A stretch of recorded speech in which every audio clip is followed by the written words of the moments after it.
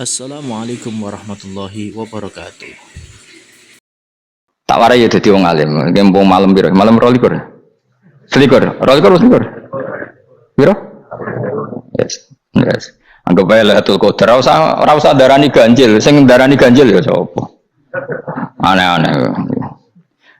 Lailatul Qadar ya mulai tanggal 1 Ramadan. Malah ulama sedarani mulai ruwah. Iso wis ke ruwah wingi. Wong kula sering tol Lailatul Qadar kadang mulut, kadang Dzulhijjah.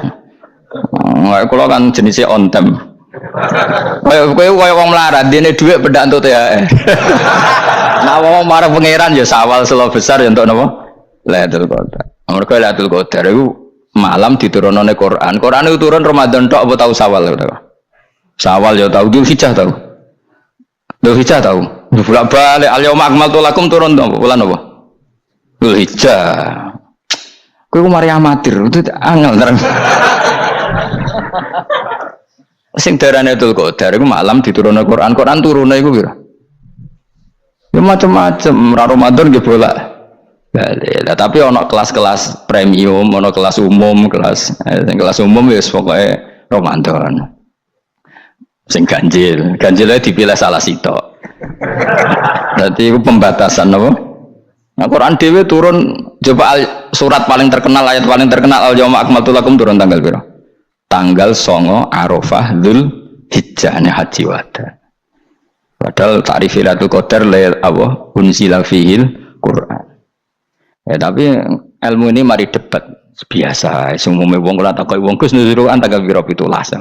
Lailatul Qadar tanggal 21. Ya jare nuzul Quran yo pas Lailatul Qadar. Wong-wong lak muni bingung nang wong. Nah aku sira bingung. Lha kok ora tau mikir jajal. Nuzul Quran sing resmi ning kitab-kitab tanggal piro? 17. Lailatul Qadar tanggal. Padahal Lailatul Qadar disifati apa? Malam turune. Doa. Nek ora tau bingung ngono. Wong ana kadang ngirim wong goblok, wong kok ayeme ngono. Ora tau mikir. Aku gumun goblok-goblok. Dadi ana ilmu paradok barang ya tenang, ya santai. Padahal ya tak bedhek ya nuzul Quran tanggal piro sing resmi cara kitab-kitab. 17 Ramadan. Lailatul Qadar sing resmi 21 nganti 29. Terus Lailatul Qadar itu wulan apa? Wulan diturunkannya Al-Qur'an. Berarti tanggal piro? Bocah dijak pinter kurang. Ya kan inna anzalnahu fi lailatul qadar. Saya tak tahu. Nuzul Quran tanggal piro? 17. Lailatul Qadar. Seliko. Terus Lailatul Qadar itu malam diturunkannya Al-Quran turun tanggal 17. Berarti Lailatul Qadar tanggal ada dik. Ora tau iskal yo gumen mbek wong-wong. Yo kok penak weh.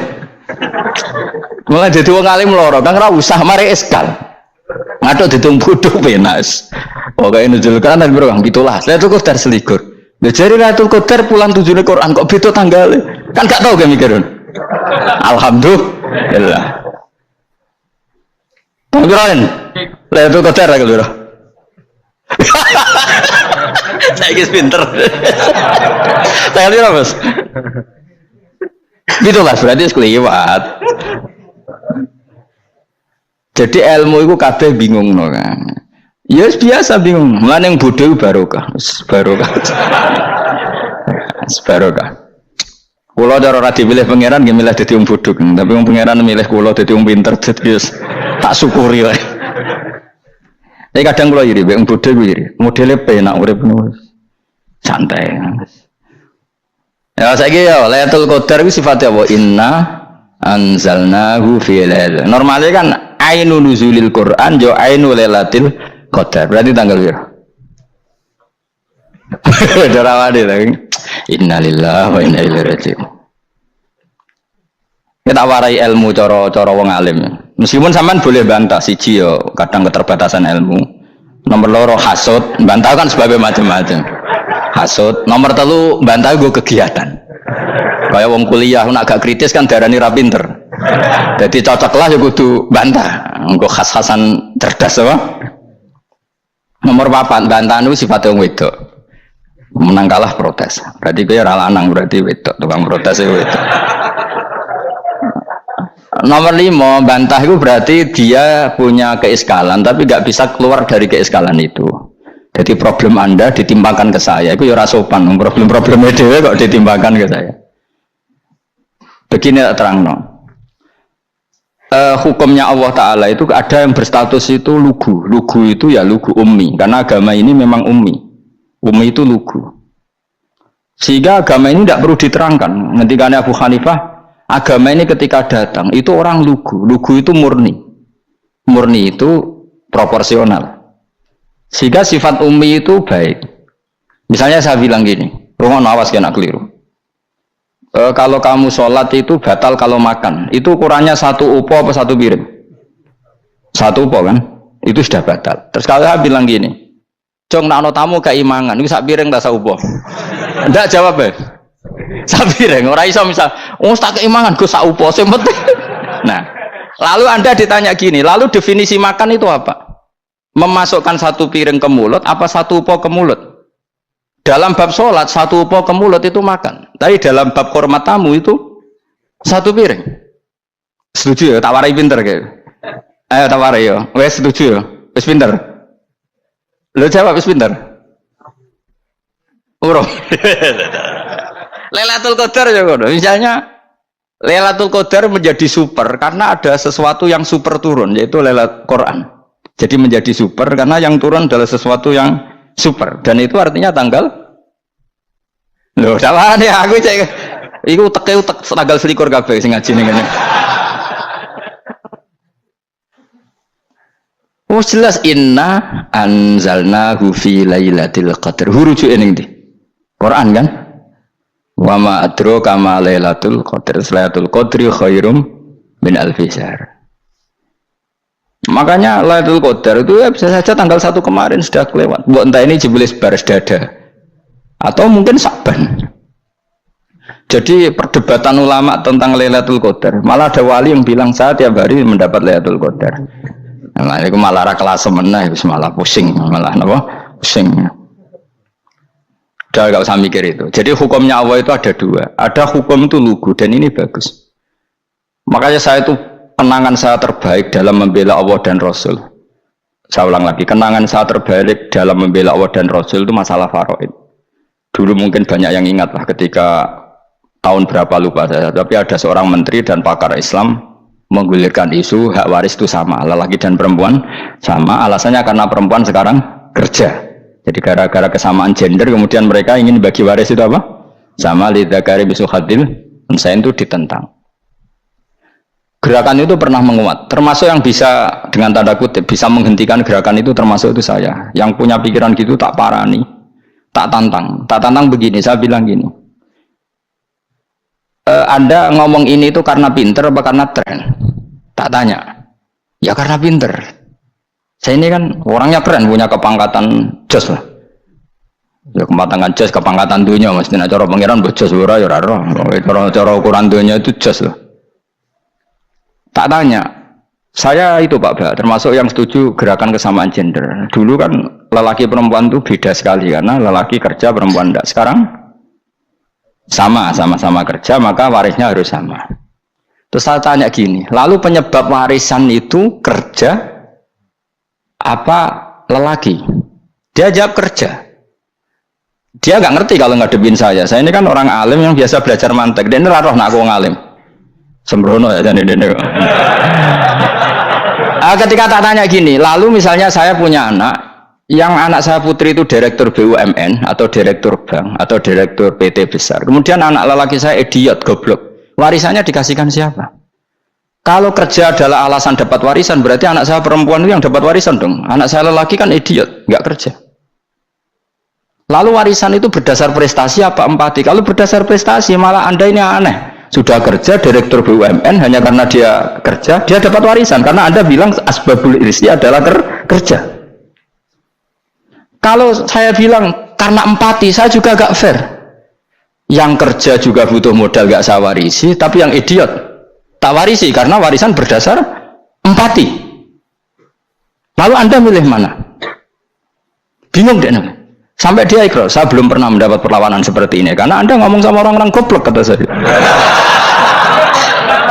Terus saya bilang, saya ini ngaji Wahab khatam berkali-kali. Anda mungkin baca kitab Wahab itu hanya terjemah. Maka menurut Islam yang menjadi hak waris itu sebabnya zukurah wal unasah, kelelakian menjadi dapat 2 bagian, keperempuanan menjadi 1 bagian, dan itu Islam tidak mau urusan dengan prestasi maupun empati, mujarrodul zukurah dan mujarrodul unusah. Sehingga dengan seperti ini tuh Islam nggak ribet. Coba kalau kamu pakai ilatul hukmi, pakai cara berpikir logika, malah ruwet. Karena tadi kalau kesamaan gender itu karena perempuan kerja, lalu misalnya yang lelaki idiot misalnya atau pengangguran, warisan kamu kasihkan siapa? Kalau kerja itu menjadi alasan hukum, kamu kasihkan yang perempuan kan? Aneh enggak? Yang sudah kerja malah kamu kasih warisan, yang nganggur enggak? Berarti berdasar prestasi atau berdasar empati. Kalau kamu dapat warisan, idiot dulu dong, idiot dulu, goblok dulu, kecelakaan dulu, baru dapat warisan karena dapat empati. Yang sudah PNS enggak perlu dapat warisan karena sudah juga ruwet. Fikih seperti ini ruwet gak? Ruwet. Nah, kata Imam Haromen gurunya Ghazali, agama itu kadang dinuna dinul ajais, kita ikut yang lugu saja. Allah bilang lelaki dapat 2 bagian dari perempuan, ya lelaki ya yang punya alat kelamin, penis. Perempuan yang punya farji, ya sudah gitu aja, gak usah ruwet-ruwet. Kenapa begitu? Ya sudah seperti itu. Nanti lama-lama gini kalau diterusin. Ada seorang dokter fikih perempuan, dia menguasai fikih sholat. Ruhin lanang tapi gak nguasai fikih sholat, rohnya mau pesolatan misalnya. Lalu yang jadi imam siapa kalau berdasar prestasi? Perempuan dong, karena dia doktoral fikih sholat, dia nguasai aneh-anehnya sholat. Goro ibu masaili sholat dia nguasai. Sementara Ruhin takoi sholat itu apa Ruhin? Pokoknya ini gugus ngadeg terus lugu, terus ngadeg balik. Apa? Ada bulan, nak salam ngalerian. Dia tahunya hanya itu dok. Lalu kalau nuruti imam sholat adalah yang terpandai dalam fikih sholat, tentu yang imami perempuan. Tapi agama ini tidak seperti itu. Pokoknya wong lanang imami wong wedok. Jadi makanya kata Imam Haromen, dinuna dinul ajais. Sampai Said Muhammad itu sering ngutip beliau gini kan, Allahumma imanan ka imanil ajais. Ya Allah, semoga iman saya menerima konsep engkau itu ka imanil ajais. Imannya wong wedok-wedok sing lugu. Ajus itu perempuan lugu yang sudah sepuh.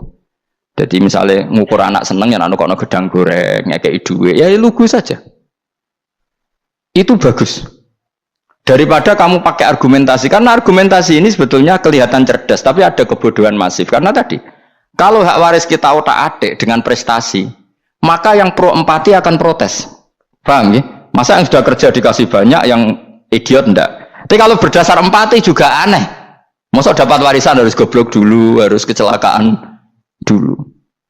Maka Rasulullah pernah ngendikan ketika ditanya, lalu warisan untuk siapa ya Rasulullah? Nabi jawabnya lucu, fali aula rojulin dakarin. Jadi Nabi sempat ngendikan kata rojul, kemudian direvisi dakarin, fali aula rojulin dakarin. Semua ulama ngendikan dakarin di sini adalah badal.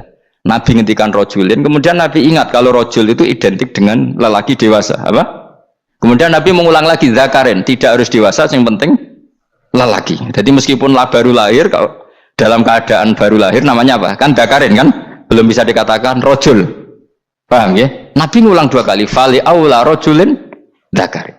Ini penting saya utarakan supaya clear.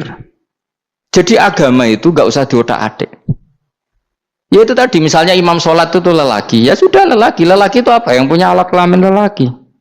Jangan dibalik ini. Yang dikatakan lelaki itu orang kuat. Sehingga meskipun perempuan kalau kuat, misalnya perempuan anggota poluan, lelakinya cemen, idiot, maka imamnya perempuan gitu. Karena makna lelaki adalah kuat. Ini keruwetan. Jadi agama itu tidak seperti itu. Nah sekarang kembali ke pilihan. Yang dikatakan pilihan itu orang hebat. Apa yang dipilih? Apa berdasar definisi? Apa berdasar kehendak yang milih? Ya kok mulai do pinter, tumben do pinter. Alam raya ini milik Allah dan semua di alam raya ini milik Allah, maka dipilih dan dipilih itu terserah yang punya apa terserah kita, apa terserah kriteria, apa terserah definisi. Dalam konteks kita sebagai objek diambil, tentu terserah yang punya. Kemudian Allah bilang, orang-orang itu saya pilih. Nah kalau milihnya Allah berdasar kepunyaan, tentu Allah boleh dong memilih orang yang sebetulnya berstatus dolim. Ya tapi ya tetap dia dolim, tapi ya tetap dipilih. Kenapa ya? Karena Allah yang punya. Saya misalnya orang kaya, boleh nggak punya HP buruk?